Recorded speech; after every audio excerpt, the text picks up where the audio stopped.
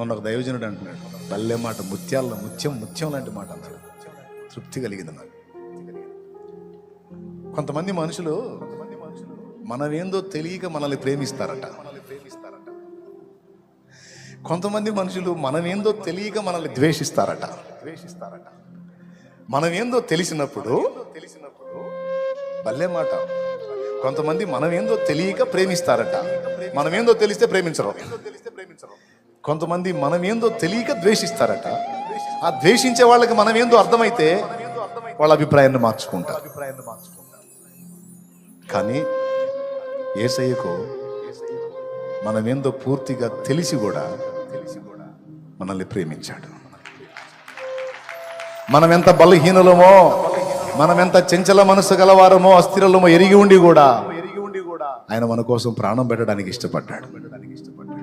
భలే అనిపించింది నాకు ఆ మాట.